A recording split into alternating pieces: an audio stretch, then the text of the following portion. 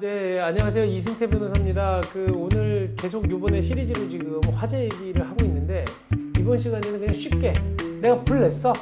모르고 실수로 고의로 냈으면 그거는 그냥 가는 거고 더 이상 얘기할 것도 없죠. 현주 건조물 방화치사죄라고 아세요? 현주 건조물 방화치사. 현주 건조물이라고 하는 건 사람이 현재 살고 있는 집, 그 사람이 있든 없든 집 안에 있든 없든 현재 살고 있는 집에 불 내면 그거는 엄청 세. 이건 완전 범죄잖아. 그래가지고 막 아파트에다 불냈다 고의로, 거기서 한 두세 명 죽었다 그러면 못 나온다고 생각하시면 돼요. 미친년이야. 현주 건조물 아파트에다 불내는 건 그냥 자살행위뿐만 아니라 남 죽이는 것뿐만 아니라 그거는 어마어마하게 큰 범죄야. 내가 여기서 그거 다루지도 않았어.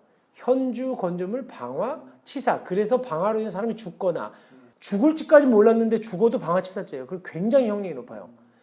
그렇기 때문에 그거는 내가 논외로 하고 하겠어요. 고의로 불 낸 거. 여긴 실화. 실화라는 게 과실로 불을 낸 거.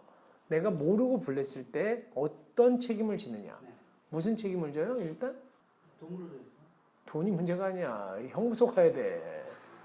옛날에 쉽게 옛날 얘기로 하면 형무소고, 요즘에는 검찰이 체포해서 기소한다니까. 근데 불 내도 내가 가스레인지 불 켜놓고 나왔다가 불이 나버렸네?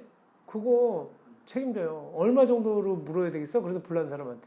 몇 달 살지는 않을까요? 그럼 불난 사람 맨날 다 깜빡이 들어갔죠. 뭐.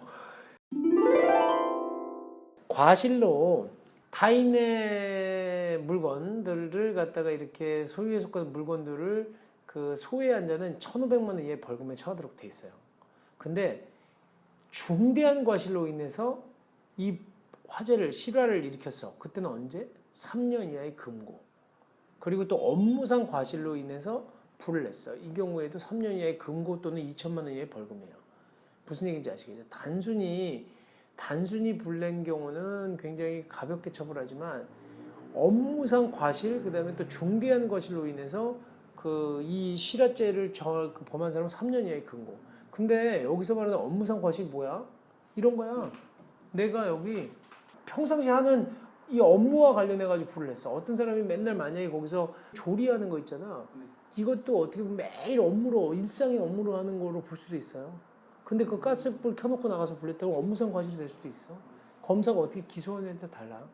그 다음에 또 하나는 중대한 과실 있잖아요. 이것도 가스레인지 불 켜놓고 나면 이 중대한 과실이야, 이거. 그럼 3년 이하 금고도 살 수 있다는 거예요.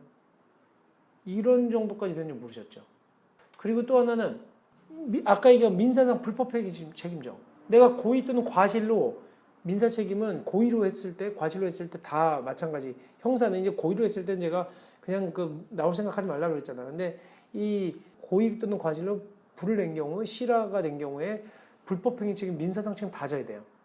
그러면 뭐 파산하는 거지, 뭐 사실. 지금 아파트에서 불냈을 때는. 그런데 아까 얘기한 것처럼 그러면 내 아파트에서 조그맣게 내가 과실로 불냈는데 100억 원치 타버렸어. 그냥 타워팰리스 다 탄 거야. 그러면 100억 원도 넘겠지. 그랬을 때 그럼 나한테 청구하면 완전히 거지 되잖아. 하지만 그때는 또 이런 게 있어. 실화책임법이라고 해가지고, 실화로 불을 낸 경우에는 감경을 좀 해줘. 어떤 거에 대해서? 연소한 부분에 대해서는. 내 집에 대해서 불낸 거, 내 집주인에 대한 불낸 것이 아니라 다른 집을 타고 올라간 부분에 대해서는, 그럴 때는 손해배상 책임을 감경해 주는데, 연소로 인한 부분에 대해서. 근데 그 경우도 언제만? 고의 또는 중대한 과실이 없는 경우, 경과실인 경우에만 감경해 주는 거예요.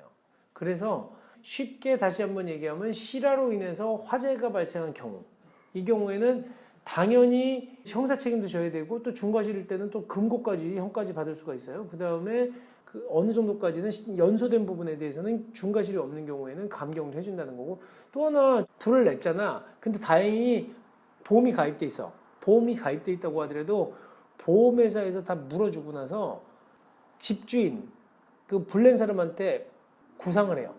내가 다 물어줬으니까. 보험회사는 어떤 사람이 불 냈는데 그거 다 자기가 맨날 책임질 수는 없잖아요. 보험료 조금밖에 안 맞는데. 누구한테 구상하느냐 하면, 소유자, 자기 집에 대해서 아까 얘기한 것처럼, 이거 굉장히 중요해요. 이거 집중해서 들으셔야 되는데, 내가 만약에 1301호에 살아. 1301호에 사는데 그 집에 대해서는 피보험자잖아. 그래서 피보험자가 불을 내면 아까 뭐라 그래서 자기 손해에 대해서도 배상을 해주니까 보험회사가 그 부분에 대해서는 구상하지 않아. 원래 해주기로 약속돼 있던 거니까. 다른 사람 부분에 대해서는 나는 타인이에요. 그러니까 그 타인에 대한 책임에 대해서는 나한테 구상을 하는 거야.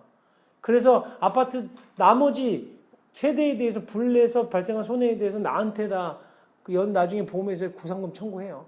아시겠죠? 근데 임차인의 경우에는 어떻게 되느냐? 임차인의 경우에 그래서 문제가 되는데, 임차인의 경우는 내가 불냈잖아. 그러면 임차인은 아까 아파트에 대한 피보험자 누구라고 그랬어요? 그 건물에 대해서도.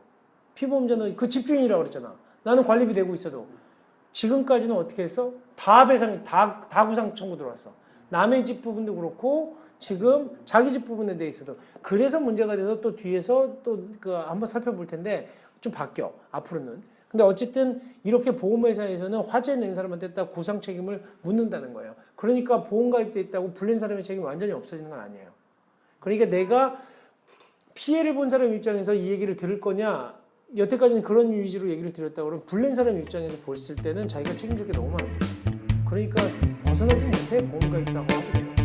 그렇습니다. 여기까지. 오늘 불낸 사람들은 꼭 이거 보시고